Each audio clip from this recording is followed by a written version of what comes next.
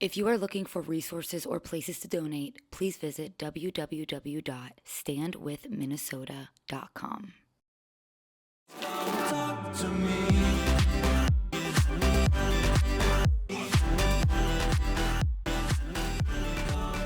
Hello, reality lovers, and welcome back to the reality of reality. You know how every podcast, they kind of give their listeners a name? I've really been trying to think of one for this show because the show's called The Reality of Reality. What is even there? I think reality lovers is going to be it. I think that perfectly captures who we are and what we love. So let's just keep it simple. You're a reality lover. I'm a reality lover. It's good to meet you. If you are watching this on Spotify or YouTube, I'm sure the big elephant in the room here is, why am I wearing a Beast Games jersey? That's going to be the theme of this episode, is not only Beast Games, but Mr. Beast. And before you exit out, okay? Because I know I kind of hesitated a little bit to make this episode about Mr. Beast and Beast Games because, look, I'm not the target demographic for Mr. Beast. I don't think my audience is the target demographic for Mr. Beast. But I got a really amazing opportunity to travel to Greenville, North Carolina, to tour the Beast Studios and meet Mr. Beast and learn all about Beast Games and Beast Games Season 2. And I think I need to talk about it because as a reality TV and competition show lover, it genuinely was one of the cooler things I've ever gotten to do. And it was the first time that I got a trip paid for me to go do something. It was like a work trip is what I'm getting at. Sure, you could count BravoCon as that, but I just got my BravoCon tickets comped. I still had to pay for my hotel and my flight. With Mr. Beast, I did not drop a dime.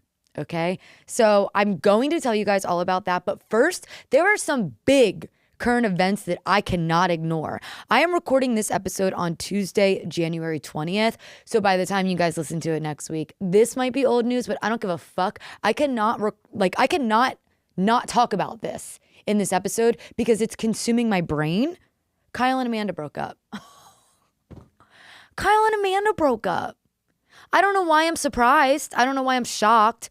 I know we all kind of saw this coming, but I just never thought we were ever going to get confirmation. So this just dropped yesterday. Yesterday was a crazy day of filled with whiplash because the whole Brooklyn Beckham family expose dropped on his Instagram stories. And I'm like, wow, that's crazy. Then the Kyle and Amanda stuff happened, which I'm actually more interested in, shockingly enough. In their joint statement, I'm sure you guys have all seen it by now. I don't need to reread it. They did ask for privacy, but obviously this is all any of us can talk about right now.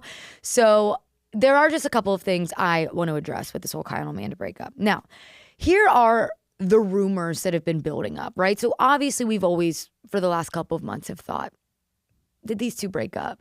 And the reason we've thought this is because right before BravoCon, Page 6 dropped an article. And Page 6 is different than the fucking Daily Mail. Typically when Page 6 drops something, there is some, what's the word? Credibility. That's the word.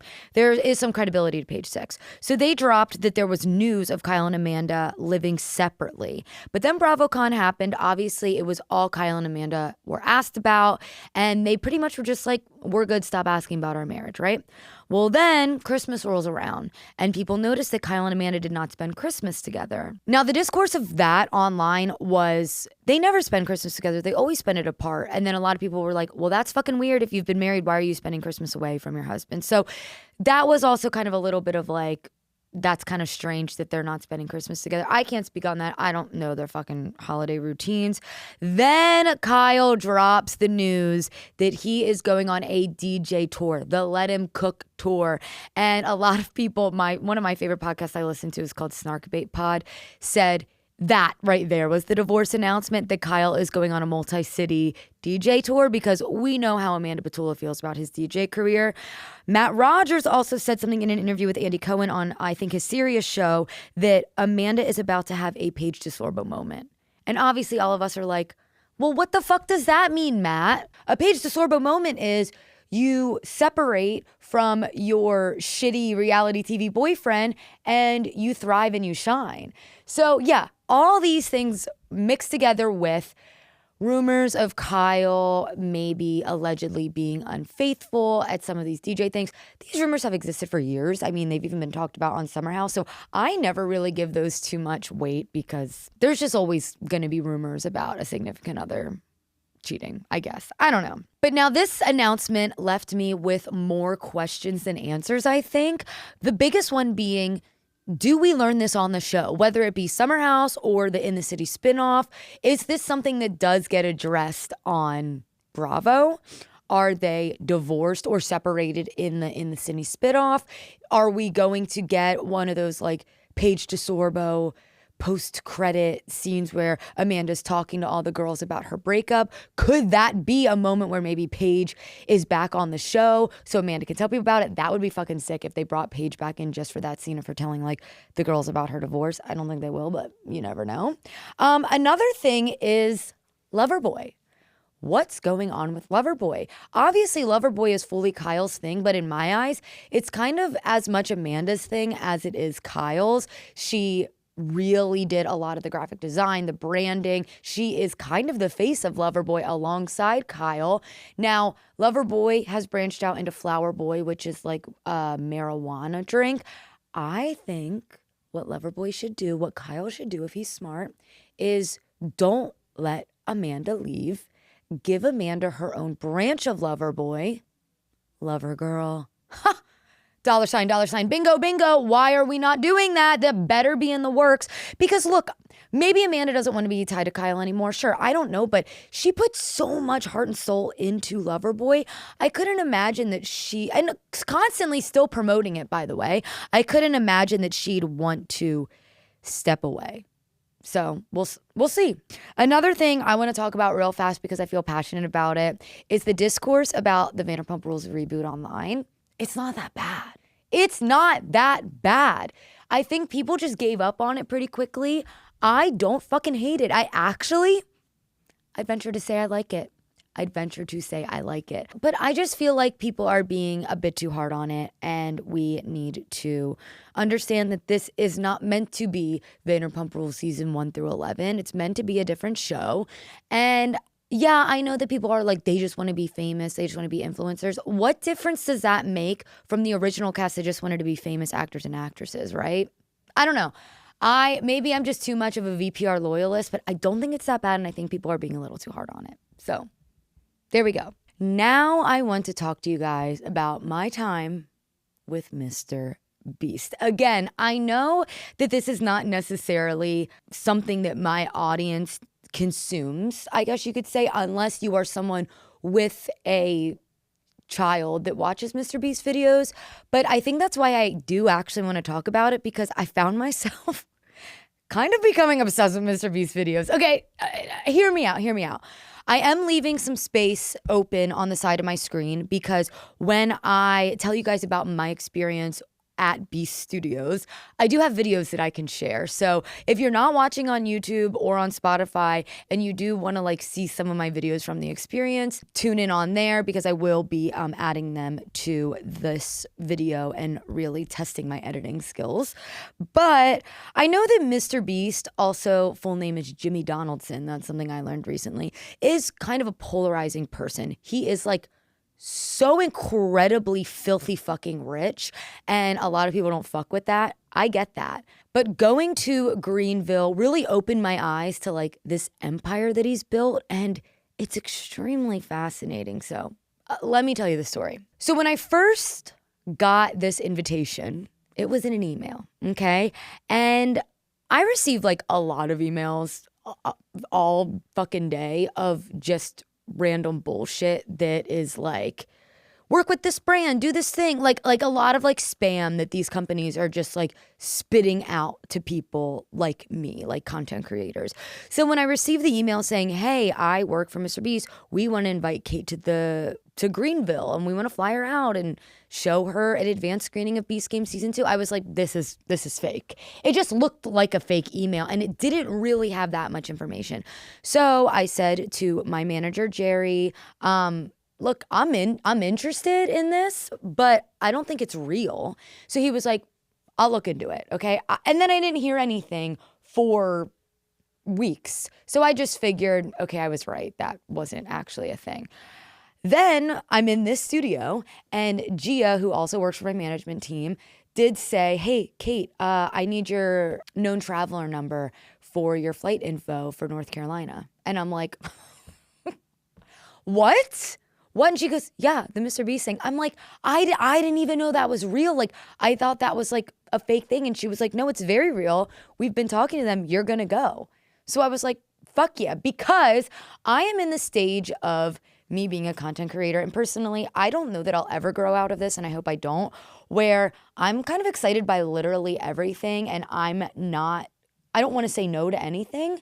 So even though I'm not, like I said, someone that consumed Mr. Beast content prior to this, I wanted to say yes. I wanted to try something new. I wanted an experience. I then start watching Beast Games, which I fear I loved.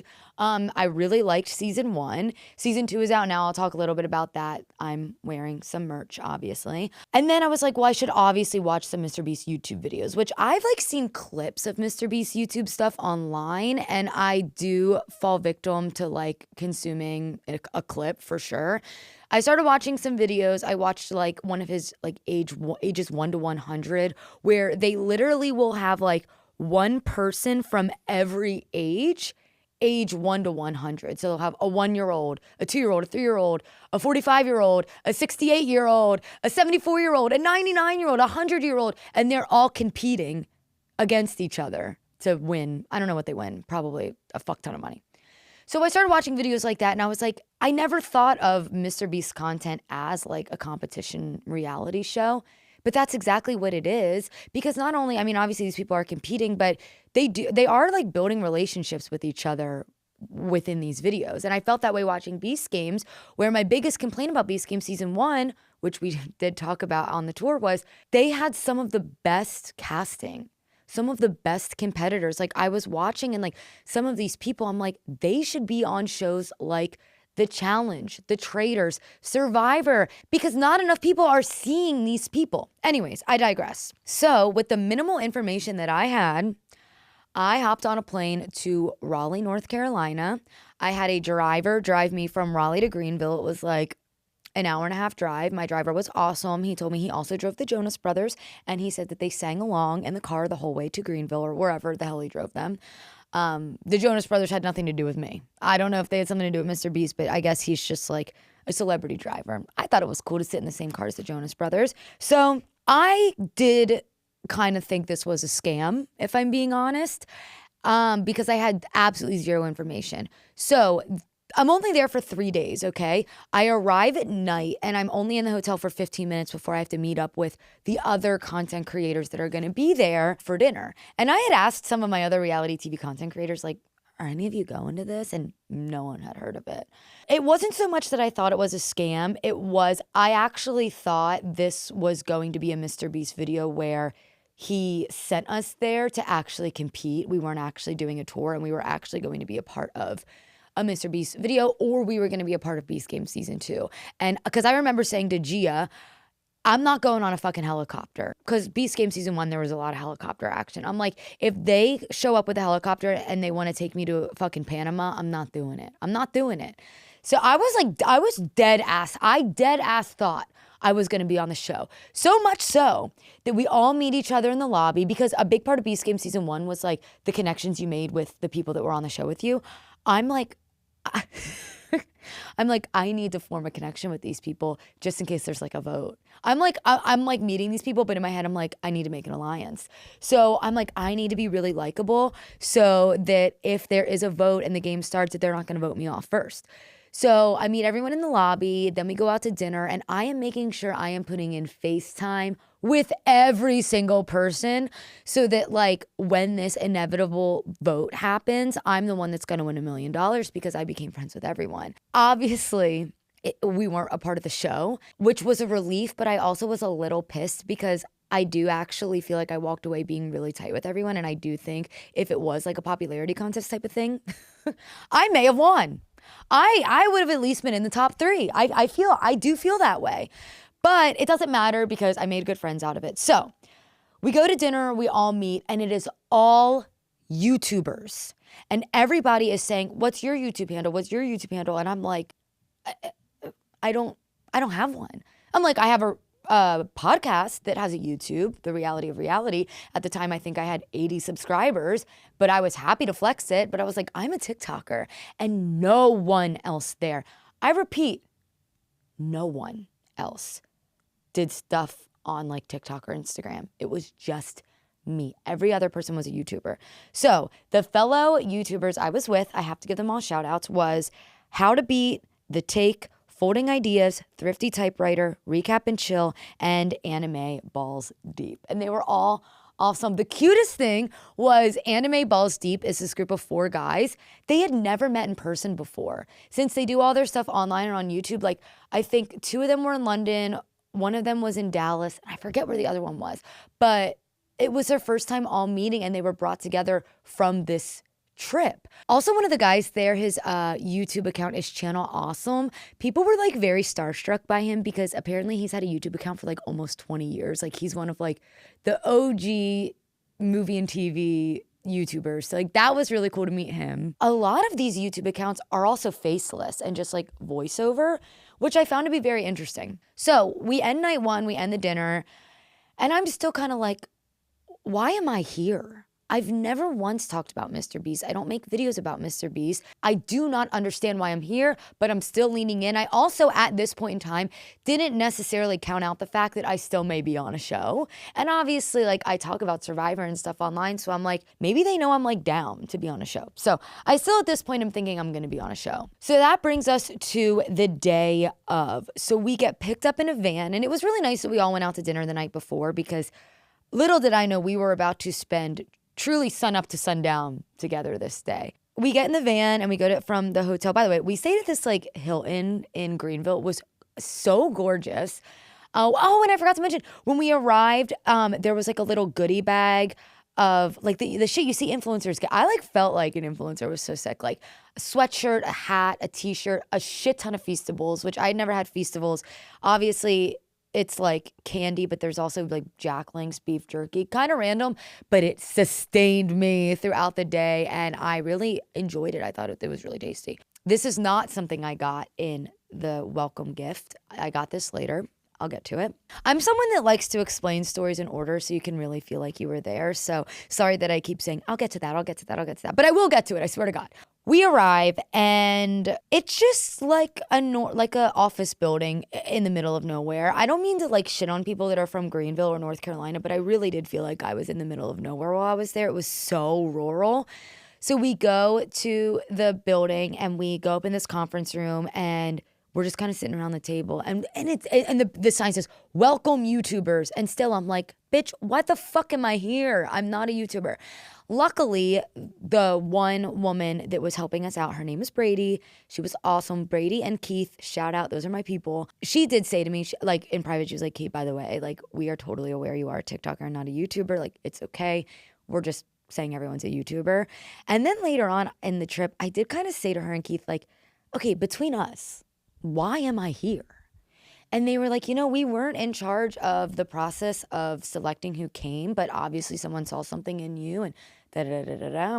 So to this day, I don't fucking know why they chose me. Dead ass. I'm honored they did. Really don't know why they chose me over the 100 other reality TV content creators that have a bigger following than me. Whatever. I'm happy. So maybe I should stop questioning it. So we get to the studio and we're sitting in this conference room, and then we meet someone named Sanam, I believe his name was, and he was in charge of marketing. And he was just like, I just kind of want to ask you guys some questions, da-da-da-da. That's when I'm like, okay, this is kind of like a focus group type of vibe. So we asked them some questions about Beast Game Season 1, which luckily I like thoroughly enjoyed and watched every fucking second of. So I like was able to like give a lot of input on it. And a lot of my input is something that he was like, we actually received that. And I'm excited for you to see Beast Game Season 2 because we addressed that, we addressed this, blah, blah, blah, whatever. So then they were like, okay, now we're gonna give you a tour of this building. I believe our tour guide's name was Kara. She gave us a tour of the building. Because I used to work in TV production, I can understand how one production can provide hundreds of jobs for people. So for me, with that background, I thought one of the coolest things to see was the fact that there was such a community aspect, right? So they had this wall of art from kids all in the community. Like, it was cool that because Mr. Beast decided to like set up shop there, it created this like extra layer to Greenville that didn't necessarily exist, and probably a fucking shit ton of jobs for people, and brought in a lot more tourism, restaurants. I don't know if that's true. I'm assuming that's true. So there was this wall of artwork from the community. We got to see like a lot of awards. There was this wall of subscribers that was constantly changing, of the amount of subscribers that like Mr. Beast has on YouTube, which was pretty interesting. We were walking around. The first thing that we saw that I thought was really cool was a department that definitely does not exist for every show or every production. And it was called the feasibility department. Okay, Mr. Beast has a feasibility department because he has to. And the point of that department was to see if an idea is feasible. So people were submitting ideas, and then this department does the work to see if this is actually something that we can do. An example they used that they had to bring to the feasibility department was they did a video where a woman was living in the sky. And they had to see, is this something we can even do? So that's kind of what the feasibility department did. I thought that was really interesting and would be kind of a fun job. You are kind of like a dream killer to be like, there's no fucking way we can do that. But you're also kind of a dream maker of like, if you really want to do this, let me see if it's feasible. Let me see if we can make this happen. We were in the editing bay and got to speak to the editors. We were in the production office, which was a little PTSD triggering for me as someone that used to work 12.5-hour days in a production office, but it looked like a fun production office. So yeah, we got to see editing, we got to see production, and then we got to see the server room, which this is why I really appreciated being on this tour with a bunch of like YouTube guys. There was women there as well, but like the YouTube guys were like really into the server room. So I do have a couple of facts about the server room, okay, that I learned while we were in there. Beast Games Season 2 generated close to 2 petabytes worth of footage. I don't really know what that means, but the YouTube guys were like fainting over it. Then we learned about the camera department. Beast Game Season 1, I'm sure Season 2 is the same way, but broke like a shit ton of records. They had 1,700 GoPros that they used, and they broke the world records in Beast Game Season 1 for the most cameras used on set. They also, for those of you that don't know, Beast Game Season 1 gave away the largest cash prize in any competition show at $5 million. But at the end of that, they actually doubled the cash prize to $10 million. So one singular human won $10 million. If you watch Beast Game Season 1, you'll know that I think we were all rooting for him and we're happy that he won. But $10 million? That brings us to the fan theory. I've said this in a video, but I'm gonna say it now. So in Beast Game Season 1, basically, this is not a spoiler because it's out, it's Beast Game Season 1. They had the opportunity where there was like 12 people left in the game. And if anyone felt comfortable flipping a coin, if what they called was correct, they would double the prize pot to $10 million. But if what they called was incorrect, that one person would be out of the game. They didn't have to flip the coin. They'd still all have a chance at $5 million. But this one guy was like, I think I can do it. Like, I feel like I'm gonna flip the coin. I feel like I'm gonna double it. 50-50 shot, he flips the coin, he doubles it. He gets the prize pot to $10 million. Was he the one that won the $10 million? No, he wasn't. But he still walked away with $1 million, and now he's like living in a van somewhere, so living his dream. But the theory is because Beast Games is doing this crossover with Survivor, which we'll get more into that, they think that there's gonna be something like that on Survivor 50, where they're going to flip a coin and double the prize pot from $1 million to $2 million. Because this is such an iconic season of Survivor, the prize has got to be more than $1 million. Don't you think? And who better than Mr. Beast to up a prize pot? Then we toured the stages and like the surrounding area. I think they said they were on 130 acres of land. There was one big soundstage like in the main office building, but then there was a separate soundstage that was fucking sick, like right across some land that they had. In that soundstage, they were currently building like a soccer field and like this dodgeball thing. It was just like a place for them to build other sets. They had cameras mounted all across the top, which was really cool to see. This was the coolest part, you guys. I don't know why I thought this was so cool, but I've never seen something like this. The trapdoors. So in Beast Game Season 1, they featured trapdoors a lot, where you guys know what a trapdoor is, right? It opens up, you fall through the ground. What I've never gotten to see is where do they go after they fall? They fall into like a foam pit, and then there's a door on the outside of the trapdoor, and it's not a very large fucking door that they have to then crawl through. But they're dropping like a shit ton of people at one time, and they're all crawling out of these trapdoors at once. I just thought that was so incredibly fascinating. And to no one's surprise, there was money all over the studio floor. In the studio, on the floor, but don't worry, it was fake money, I think. Then we traveled to the second set, which was an outdoor thing that they were doing in a field. I'm not sure that I can say the name of the video because I don't know that it has been uploaded yet, but this was the first time that we got to see Mr. Beast in action doing his hosting thing. It was really cool because the video that they were doing, there was a lot of family members watching their people in the video, and it just seemed like fun and everybody was having a good time. It was very positive vibes. And then this is also where we got to meet Mr. Beast. When I worked in TV production, a big part of my job was I was like a cast liaison, especially on Modern Family. So one of my biggest things was whenever we would have set visitors, I was the one that would take the cast and bring them to the visitors. So it was kind of funny to be on the other side of it, where the people that were taking us around were like, you know, we're going to try to get him to come over and say hi to you. Like, we don't really know how long he'll be able to. It's like, it was the same shit I used to always say on Modern Family. So they did kind of give us a speech of like, Jimmy's going to come over. We're not really sure. He's really busy. He's working right now, blah, blah, blah. He was actually really awesome. He came over, he talked to us individually, like shook all of our hands and like asked us to say our handles. So like when I met him, I was like, hey, I'm Kate. I'm Riccio Recaps. I'm like a reality TV content creator. And he was like, oh, you're going to have to see Beast Games. Is she going to watch Beast Games? And I actually forgot to mention this part. We did a lot of talk about Beast Games when we were in like our little focus group. And we always knew that we were going to get to watch the first 2 episodes of Beast Games Season 2, like well before they were released. So the people that were with us were like, oh yeah, they're all going to watch Beast Games later today. And then he like looks at someone on his team and was like, I want to watch it with them. Like, let me know what time they're going to watch it. I'm going to watch it with them.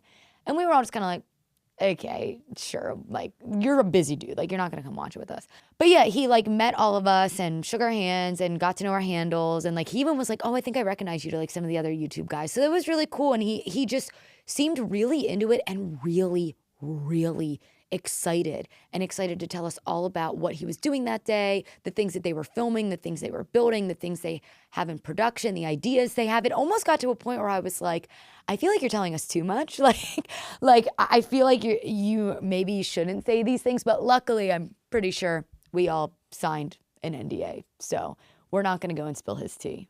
He was just really excited about what he was doing. And you know, as someone that really didn't know much about him before this, just what I've seen online, I obviously had my own ideas, but just seeing how not only involved he was, but how into everything he was doing made me feel a little bit better about how fucking loaded this guy is. So that was our second set. They were filming their thing, so we didn't really stay there that long. Then we went to the third set, which actually ended up being my absolute favorite, and it was the closest to a reality TV competition show set that we got to. So I was fascinated, okay? Unfortunately, I don't believe this video is out yet either, so I can't really say like too much about what it was exactly, but it was in the middle of the woods. We got on an ATV to drive into the sets. We passed like a competition set that they were doing. We passed an elimination, like tribal council-esque type set that they were doing. And then we walked up to this watchtower, which the word watchtower is so fucking literal, you guys, because we walked in and it was just a room of cameras where we're watching these people that are participating in this video on a 24-hour live feed. And apparently Jimmy goes up there and watches them as part of like the video that he's doing with them. it was so cool. I was watching a reality show live, and that's when I was like, this is why I came here. This is why you say yes to everything.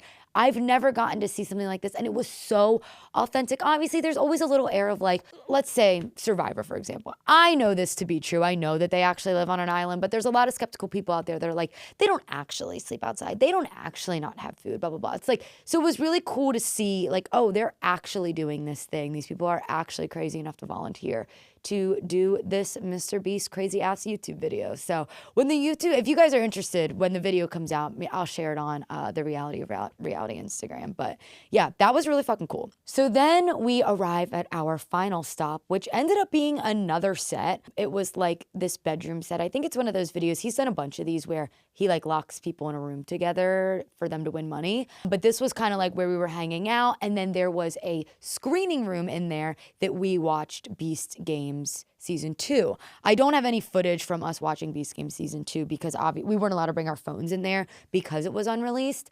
So we watched the first 2 episodes, and this is where we learn there is going to be a Survivor crossover aspect, which that's when I was like, maybe that's why I was asked to be here, because they know I talk about Survivor and I like Survivor, and maybe they want me to get excited and create videos about this, which by the way, it fucking worked because I did make a couple videos about the Beast Game Survivor crossover, and I kind of am excited about it because I do like Beast Games, and I'm not even just saying that. I need to like also just say real fast, if I didn't like Beast Games and I didn't enjoy my experience there, I would not be making a video. This video was not required. I did not have to make content. They did not ask me to make content. They did not follow up afterwards for me to make content. I am not getting paid for this. I genuinely just had a good experience, so I want to talk about it, and I do enjoy Beast Games. I mean, this podcast is called The Reality of Reality, so I feel like I needed to kind of talk about my experience, my reality of being within this kind of reality TV competition show experience. So we sit down, we watch Beast Games Season 2. We watched this first, oh, and by the way, I forgot to mention, food everywhere. In our van, there's like this big basket of Feastables. We get to this area and we had lunch, like earlier. And then when we get to this area with the screening room, we had like this really nice Italian dinner, tons of food and snacks to bring into the screening room with us, popcorn, drinks. It was great. It was really fun. The screening room was like super comfortable. We watched the first 2 episodes, and then we were going to do a Q&A with one of the producers of Beast Games. We finished the second episode. The lights turn on. Again, there's only like, I don't think I mentioned this, there was only like 12 of us at this experience, myself included. Lights turn on and we hear, so what'd you guys think? And we look, and sitting, guys, I'm not kidding, sitting on the floor is Mr. Beast, just in the middle. What'd you guys think? And we were like, oh my God. And he was like, tell me about it. I want your feedback. I want to know everything. I want to know everything you guys think. So, we kind of tell him our feedback, and we're talking about how me and there were 2 other friends, Josh and Matt, were really excited about the Survivor aspect because we all love Survivor. So we were like, dude, we can't believe that there's going to be like a Survivor crossover. If you didn't know, in Beast Game Season 2, there's also a ton of Survivor competitors. So we did say to him, like, we recognize Jesse, we recognize Sue, we recognize Sydney, like all these Survivor people. So that's why we ended up being at the studio for way longer than we were meant to be, because we ended up watching 3 episodes of the show. We watch episode 3. We do like a little feedback session. Me being just such a reality TV lover and just being in awe that I'm even like here in this experience, I just had stars in my eyes, and like my feedback was like, that was amazing. You know what, my main feedback was, in Beast Game Season 1, they did not have names on their jerseys. They just had numbers, and they referred to everyone by their number. They'd be like, 851, you did this. 720, you did this. But I kind of grew to like the characters, and I felt like it was so not personal to not call them by their name. So in Beast Game Season 2, they changed the jerseys where they look like the ones I'm wearing now, where the numbers are smaller, and then they had people's names on the jersey, and they actually refer to them by their fucking names rather than their numbers. So that was something I really enjoyed that they changed, because apparently that was like a lot of feedback. Also, a big difference is Beast Game Season 1, I think they started with 1,000 competitors, which is crazy. And in season 2, they started with 200. So you can actually get to know the people a little bit more. So it becomes more like a reality show aspect than a competition show. There were some people in my focus group that had a lot to say about it. I was on the flip side that I just thought it was great compared to season 1, and I really liked it. I don't know. It was really cool to hear a different side of things, because me and a lot of my friends and a lot of my peers all watch reality TV in some form. So it is fun to hear a different take of someone like that maybe didn't like it, because the things they didn't like were things that I loved. So it was really cool. It was really interesting. I genuinely enjoyed being there with the YouTubers. I learned so much about YouTube. A YouTuber is nothing to fucking take lightly. They were telling me about their workload. A lot of them, I mean, these people are like, they've got big followings. One of them, I had mentioned this, but his name was Channel Awesome, and he has had a YouTube since almost the start of YouTube. So all these people kind of have teams behind them that help them with their YouTube videos. So it was really cool to hear about like the business and the back end and all the editing and everything that goes into creating YouTube videos. Something I learned, which I never knew, from these people, was that eyes are a big thing on thumbnails. So you'll notice like in a lot of YouTube videos, like let's say it's like a Stranger Things video, right?